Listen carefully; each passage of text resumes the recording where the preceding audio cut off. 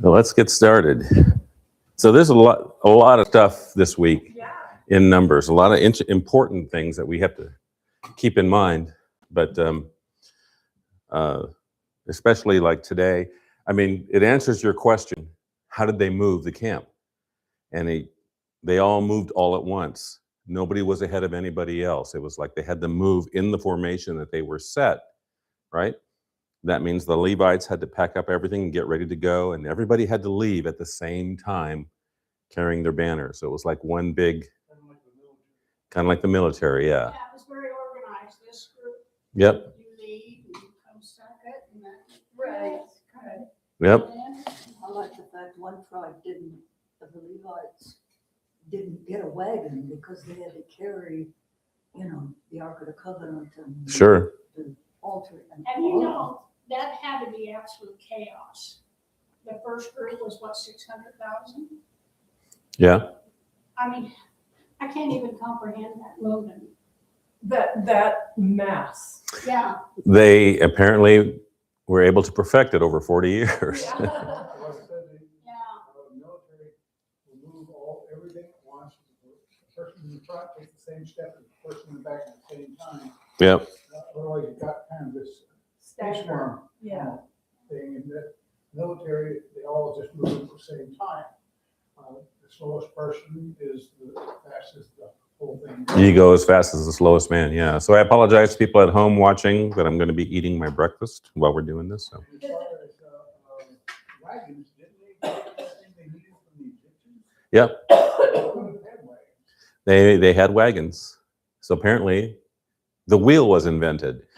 I like when we came across to And America. the oxen was domesticated. Mm-hmm, But 600,000 in one group, that just blows my mind. mm-hmm. So a couple of days ago, when it was under the husband with the suspicion of adultery or if is in drinking the bitter water, what really struck me is what was the punishment for the man involved, not the husband? That never came up. Yeah, Why was he not unclean? Or Yeah, if she there's was an some- adulterer, why was he not also? right. That's a good question. I mean, I think it does outline it later on Yeah, in Numbers, Okay. but but this is his accusation. this is Yeah, this is the husband's accusation. Yeah, Okay. it was really to sort of circumvent gossip and all of that, well, she is, gotta stay away from her, she's one of those. And it was to sort of say, no, we're not gonna gossip. We're gonna It's prove it proven one way or that she the has other. not committed adultery. It was more of that, Okay. and because the guy could, for any reason, accuse his wife just to be able to get rid of her. And you gotta remember, we're looking at kind of the highlights of things. There's probably other things that was there through the ages. A lot of times the guys have a way of removing things. But I'm assuming there's the same rules for everybody, pretty much. yeah. I mean, considering the fact that woman was taken from man's side, not from his rib, but from his side, and so they were meant to be co-equal partners in this whole endeavor until the fall. But the judgment at the fall for the woman wasn't that oh, shame on you, you're gonna bear children now forever and ever, and you're gonna have to go through that. Well, that's true. She has to bear the pain of childbirth, but she never stops being a co-equal partner in this. The question also comes up that how is it that men could have multiple wives and concubines and all this other stuff? It wasn't the way it's supposed to be, right? It was supposed to be man and woman, one man, one woman, and Jesus made that clear. And that's where some of the new religions that pop up, like the Mormons. Yeah, Well, I think God made it clear even before Jesus, because that's why, it was about the one woman and the joining of the husband, but he also, when he talks about, Jesus talks about divorce, he went back to the fact that God said it was just a man and a woman, and Moses was the one that conceded and said you could divorce. Yeah. And Jesus, when I say Jesus, I'm talking about the pre-incarnate Christ in the Old Testament. The one who walked with Adam and Eve in the garden was Jesus. The one who appeared to Abraham was Jesus. The one who came to Moses was Jesus. The one who wrote his finger in the Ten Commandments was Jesus. That's what I'm talking about. So he's God, and he's the pre-incarnate Christ, and he's the one that set all this stuff in place. That's why God the Father has put all judgment on him. He says, you judge everybody. I don't judge anybody. Right. Right. That's a good way to put It it. is, yeah. Well, he had the same capability of failing as Adam. He was called the second Adam. Hmm. But just out of choice, which Adam could have made, he chose to follow what was stated to start with, where Adam chose to follow Eve instead of God. So today's reading actually was really interesting because it talks about the trumpets, the silver trumpets. And the silver trumpets are important to understand. I lay this out in my book, but there are excuse me, two trumpets in the Old Testament. There's the silver trumpet, which is a man-made trumpet, and then there's the ram's horn, which is the shofar. The silver trumpet in Hebrew is the hatzorah, and in Greek, it's called the salpinx. And it's important to take note of what the silver trumpet does. So you've got the silver trumpet that are being made, and he's telling them to make it out of silver. And what's it for?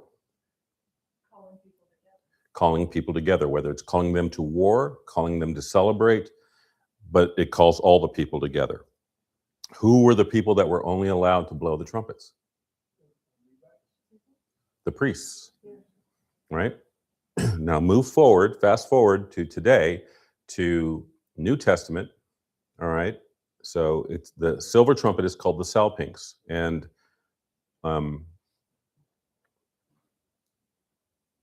we are, according to Revelation, we are a kingdom of priests, and according to 1 Peter, we are a kingdom of priests, a royal priesthood. That's what we are. All believers are a royal priesthood. So who has the right to blow the silver trumpet? We do, right? So now, I'm going to tilt your mind just a little bit. This is where the dispensationalists always get screwed up when they talk about the rapture or the return of Christ, and they talk about the trump of God, right? The trump of God in 1 Thessalonians 4:16, he shall descend from heaven with the voice of an archangel with the trump of God, okay?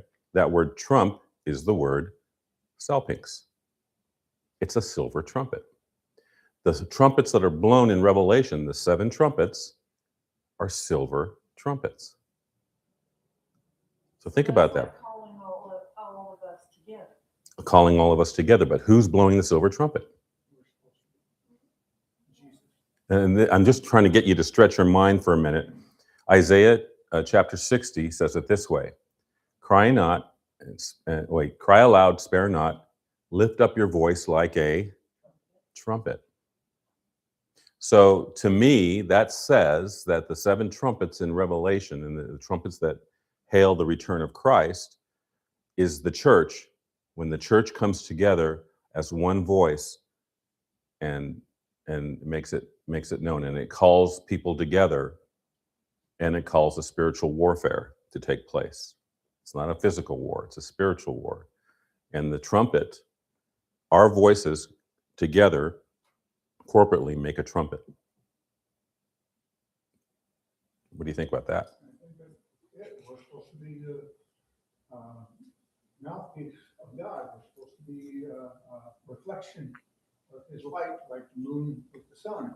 Mm-hmm. We're supposed to be reflecting his through ourselves. So to me, this is what the 7 trumpets in Revelation are. It's the spreading of the gospel. And as we come together as a body and spread the gospel, that's the most important thing. I had this thought last night.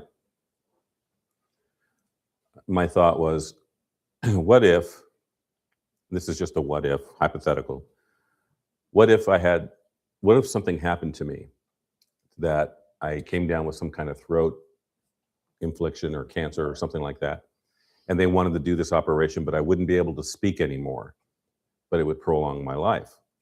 What would I do? And this is like 2:00 in the morning. I'm thinking about this. And I thought I would probably, I don't know, I had to think about it long and hard and go through all the different scenarios. Yeah, I could live my life, but I wouldn't be able to speak, or I'd have one of those things, where they, yeah.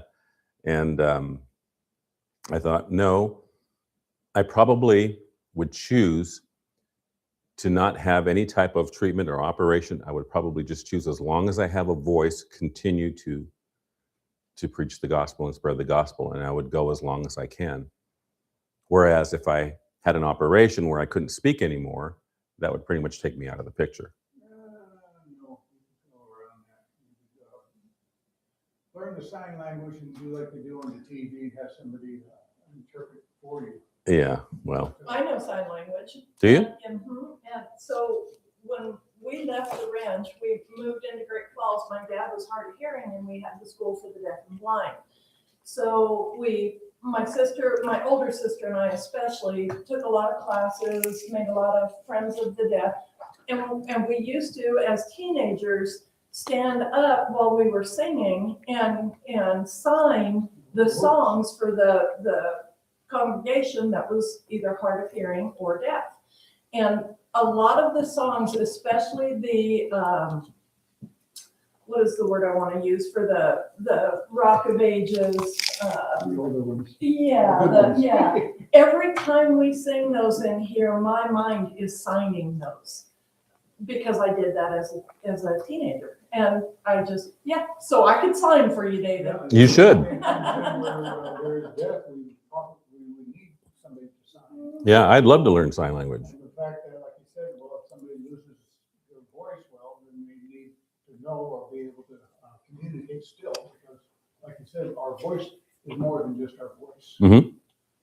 It's like our actions and everything. Well, the else. only problem is that in this church, not everybody knows sign language. Right. So I wouldn't be able to speak. I could do sign language, and the only person understanding me would be Shauna. But she could speak. Yeah, with technology nowadays, couldn't you type it, put it on the screen, and we can all Well, watch it? actually, with technology, you I mean, can it's- sign it and it will speak. There's so much advancement that you get by. You wouldn't need me. I think, no, we need Don't want you. AI either. if you faced that, I think the Holy Spirit would lead you, whether you were needed longer, which would be have some work done, or I think we'd be led in what we choose to do. Well, and I would probably, I'm making, extreme scenarios here. So, but these thoughts cross my mind sometimes, and because I recently had a conversation with somebody about ministry, about someone was talking about retiring. When does a pastor retire? And in my mind, it's never. When the Lord calls you home is when you stop, right? That's Dave Harrison's mentality. That's my mentality, and Doesn't make sense anything less. right, and all these people I was talking to was online, and they were all saying, maybe it has to do with money and everything else. And I just made it clear, a hireling does it for money. Hireling does it for pay. Doesn't care about the sheep. The good shepherd cares about the sheep and lays down his life for the sheep. Contrary for somebody to say that he's no longer going to speak God's word, no longer going to bring it forward. Basically, he's shutting down. Right. He's shutting down from God. From God's. So then the question comes up: Does a pastor deserve to be paid? Absolutely. That's his right, according to the Apostle Paul. But the Apostle Paul chose not to accept payment, which I take the same mentality, because I don't want to abuse that right to be paid. And some people make statements one way or another, Mhm. true or not. Right.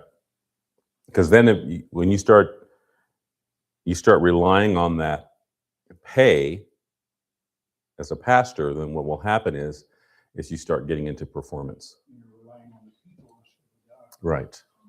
Right. And I've seen that happen over and over and over again.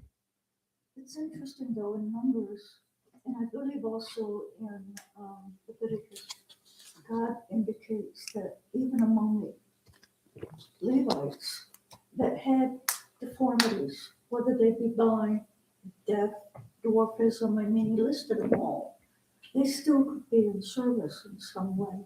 Right. And in Numbers, he indicates that the years they can be in service Mhm. as priests and whatnot.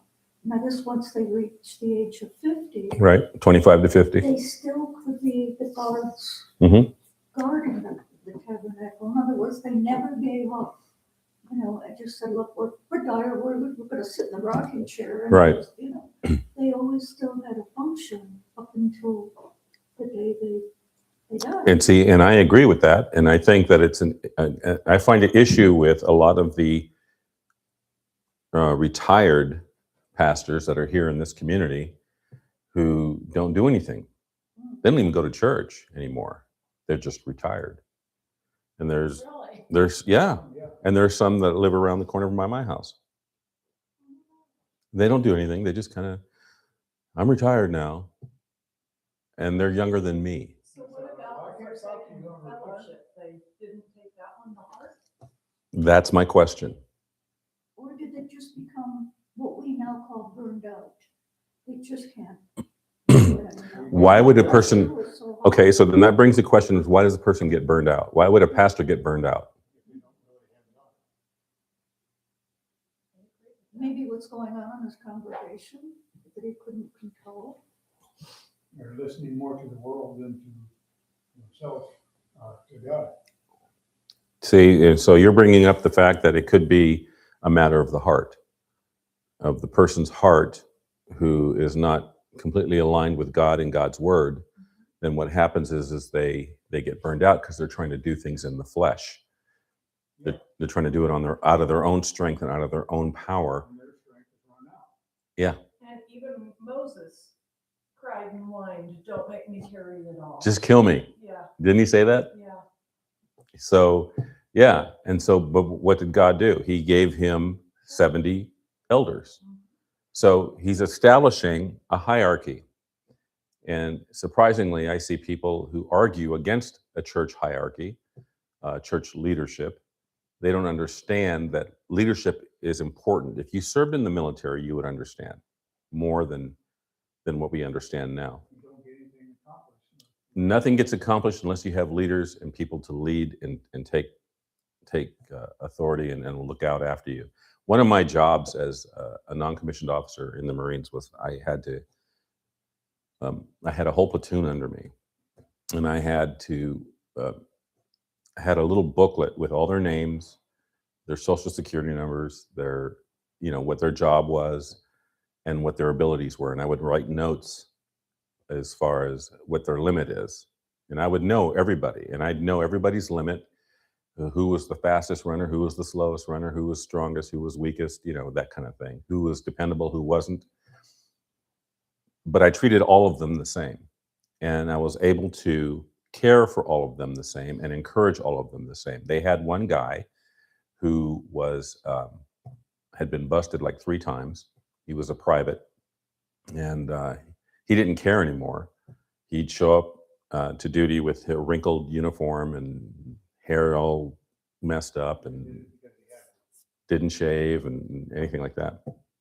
And they'd always make him go back up and he'd throw a fit and he'd get cleaned up, but he'd still look like garbage. I told them, I said, hey, put him in a room with me and for 6 months. And they said, are you sure? And I said, yeah. I said, just do it. So they did it. And in 6 months, he had turned around. He was ironing all of his uniforms, he was clean shaven, haircut, high and tight, all that stuff. And he turned himself around so much that he eventually left our duty station and went to become a drill instructor, which you have to be really squared away to become a drill instructor. And so he did really well. So I'm saying that not because of anything I did, it's because as a leader in the church, you have to care for every member equally. You have to care for every person. Someone may not be as studious as you are, right? Someone may not be as knowledgeable as you are. So what'll happen is that we have to treat everybody, run as fast as the slowest man, and just kind of just keep everybody on the same level, and everybody moves together. We grow together the same way that the Israelites moved their camp together. We grow and mature together, and we all move together, and we're growing together. Does that make sense? Cool, huh? Amen. Do you have questions? Anybody else have questions? I thought it was interesting that Aaron and the priests, in order to be sanctified, had to shave their entire body. Yeah. I thought, wow, that's yeah, Sure. to shave your entire, Yeah, they didn't have 5-blade razors then. you know, from the top of the head down to the feet. And then they have to burn their hair. Or that's the Nazarites had to do That's that. it. But even them, if they came in contact with a dead body, they had to shave their head Mhm. and their beard Mhm. and then start all over again Right, with the vow that they had made, right. which I thought was, no, you can't use any of the bit before, even if you were almost to the end, you had to start all over again. But I thought it was interesting, and they were the ones that had to burn their hair when that happened. But God had a real thing about being around dead bodies, Hmm. that you just, Anything that was impure could be, you know, make you couldn't unclean. do Right. it. So they must have had people that took care of that, because in Numbers, it talks about that when it came Passover, if a man had been taking care of a dead body and was unclean and couldn't do Passover, he could do it the next month. Right. And the interesting thing is, even the people who were assigned to take care of things like that still had to go through the cleansing process.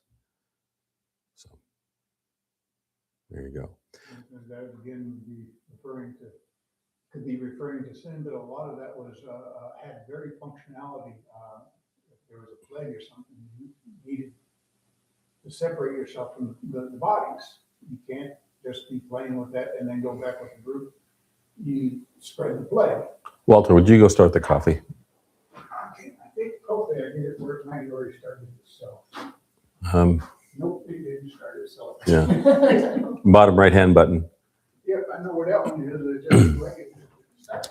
So two more things that I want to bring up, and one is the Nazarites, and the other one is when they're all having the Last Supper and sitting with Jesus. So the first thing is the Nazarites, and a lot of people believe that Jesus was a Nazarite, and the Bible doesn't say that. It doesn't say he was a Nazarite. It says he was from Nazareth, which made him a Nazarene. What? He said he would be called Nazarite. It didn't say he was. Right. But a lot of people believe that he was, and which I don't understand. But That would give him an excuse for the longer hair. that's a medieval depiction. Everything with Jesus having long hair is from the Middle Ages. Didn't the Nazarenes take vows and things for not cutting the hair? Right? And we don't know what that looked like. I imagine it'd be long hair, but he Yeah. was called a Nazarene because of where he came from, but not because he was. Well, and you'll see a lot of the Orthodox Jews today will have one strand that's really long, that's never cut, but the rest of their hair is cut and cropped. So these are things to think about, kind of throw out. The other thing is the Last Supper. So the Last Supper, and we noticed it in Matthew. I don't know if anybody picked it up, but we'll probably notice it when we start reading again tomorrow, because they're all at the Last Supper, and all the disciples are saying, "Is it me, Lord? Is it me, Lord? Is it me, Lord?" Except for Judas. Judas doesn't call him Lord; he calls him Rabbi, and that's one thing to take note of. He never thought of him as the Lord. He thought of him as just a teacher. And this is probably why, in today's reading, why it said that, Jesus said that it would have been better if he hadn't been born. He didn't look at Jesus as the Lord. Never thought of that before. You'll notice it. Hopefully, Mark will show it. I know Matthew did. We read it last time when we read through Matthew. So, yeah, it's interesting. Anybody else? No, but I guess I have always wondered why Judas found it easy to betray him. And in my mind, that explains it right there. In that he was nothing more than a teacher. I'm going to save my skin. Right. The keepers that were, when they seen the wolf, they leave because they were not the owners, they were the hirelings. Right. And the reason why it was 30 pieces of silver is because 30 pieces of silver was the cost of basically a non-person, a slave. That was, according to the Old Testament. We'll probably run into that in Numbers, but 30 pieces of silver is, you know, it's like saying, I don't think much of you, so here you go. This is what, you're less than important. You're less than human. And that's why it was 30 pieces.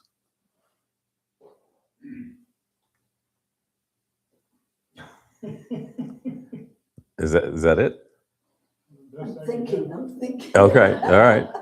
Because I'm going to shut off the live stream here. Most of that, numbers were talking laws and things, I just assume most of those laws was just to show, you know, that this set apart the people, you know. You have to remember, so the Israelites were in Egypt for how long? 500 years. 500 years? No, 430. 430 years. No, they were not. Because they had to go through, the Bible says they were gonna be in a foreign country, not in Egypt. They were only in Egypt just over 100 years. Okay, so 100 years. How long were they in captivity? About 50. I thought it was about 70. I thought it was older than that because weren't they in slavery when they were killing off the babies? No. They were not slavery, it was just. They were just trying to kill the babies off. They were brought there during Joseph's time. Yeah. And during Joseph's time, they were moved to the land of Goshen. And even though they experienced some of the plagues, they didn't experience all of the plagues. I think Ted covered that. But the fact that they were there still gave them plenty of time to be influenced by Egypt's worldly methods and ways. One generation, yeah.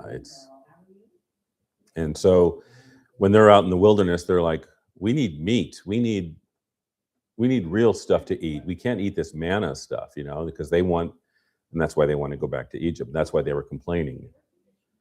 But so I look at all that and I say, okay, so here you have a whole generation and a half that has been influenced with wrong thinking, pagan thinking, right?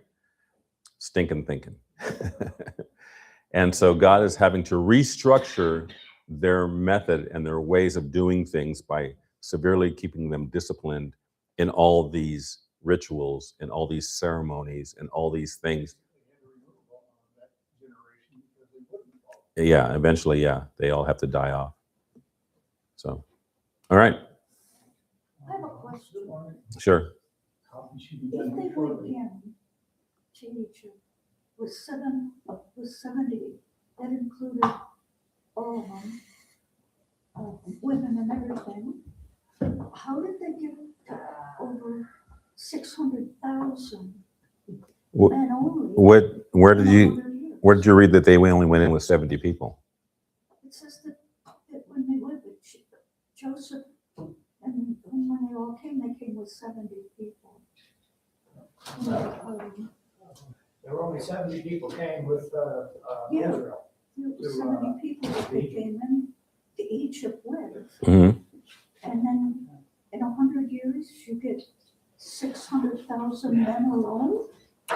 Well, yeah, That's what- That's where the. that's a lot of procreation there. Yeah, but you know, keep in mind too that some of the people that left Egypt with the Israelites were not Jews. Yeah, but they still did a count, and it was 600,000. Yeah. Men only that left Egypt. That's a huge amount. If you're thinking of only 100 years. Yeah. That's a lot. They were busy.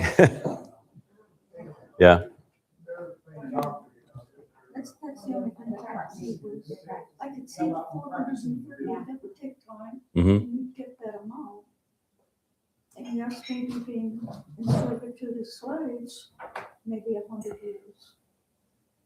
But I don't see how they had, from starting with 70 when they came in to Egypt, getting 600,000 men, just the men leaving. That's not counting the girls. Yeah. Yeah. All right. Anything else? All right. Morning.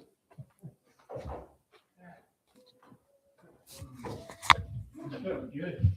See you go by.